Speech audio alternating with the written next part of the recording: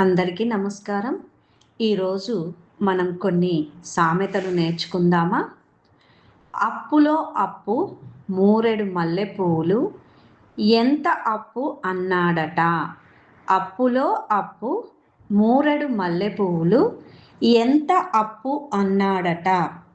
అప్పులు ఉన్న లెక్కలేనట్టు విలాసాల కోసం ఇంకా ఖర్చు చేయటం. అప్పులు ఉన్న లెక్కలేనట్లు విలాసాల కోసం ఇంకా ఖర్చు చేయటం అన్న సందర్భంలో ఈ సామెతను వాడుతారు. రెండవ సామెత, కుండ పగిలితే పగిలింది కానీ కుక్క గుణం బయటపడింది. కుండ పగిలితే పగిలింది కానీ కుక్క గుణం బయటపడింది. నష్టం జరిగిన సరే ఒక వ్యక్తి యొక్క నిజస్వరూపం లేదా అసలు నైజం బయటపడటం మేలే. వివరణ: నష్టం జరిగిన సరే ఒక వ్యక్తి యొక్క నిజస్వరూపం లేదా అసలు నైజం బయటపడటం మేలే. మూడవ సామెత, ధూపం వేస్తే పాపం పోతుందా? ధూపం వేస్తే పాపం పోతుందా?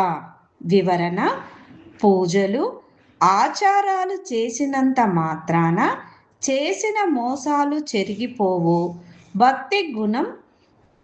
భక్తి గుణంలో ఉండాలి. పూజలు ఆచారాలు చేసినంత మాత్రాన చేసిన మోసాలు చెరిగిపోవు. భక్తి గుణంలో ఉండాలి. మరొక సామెత చూద్దామా?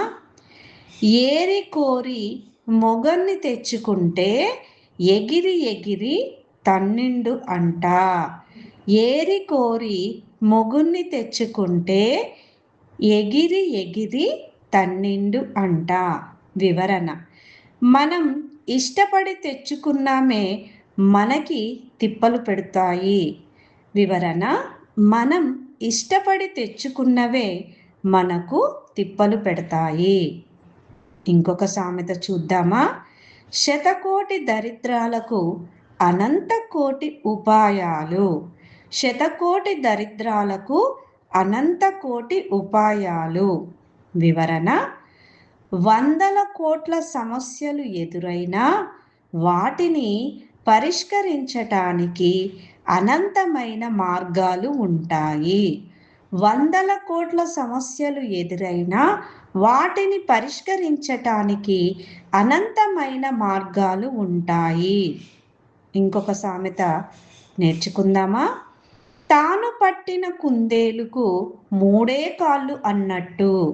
తాను పట్టిన కుందేలుకు మూడే కాళ్ళు అన్నట్లు. వివరణ: తనది తప్పు అని తెలిసినా ఒప్పుకోకుండా తన మొండి పంతమే నెగ్గాలని వాదిస్తాడు. వివరణ: తనది తప్పు అని తెలిసినా ఒప్పుకోకుండా తన మొండి పంతమే నెగ్గాలని వాదిస్తాడు. ఇంకొక సామెత నేర్చుకుందామా? పాపమని గంజి పోస్తే పుల్లగైందని పారబోసిందంట. పాపమని గంజి పోస్తే పుల్లగైందని పారబోసిందంట.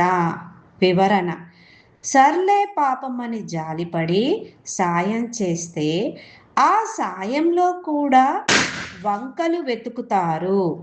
వివరణ: సర్లే పాపమని జాలిపడి సాయం చేస్తే ఆ సాయంలో కూడా వంకలు వెతుకుతారు.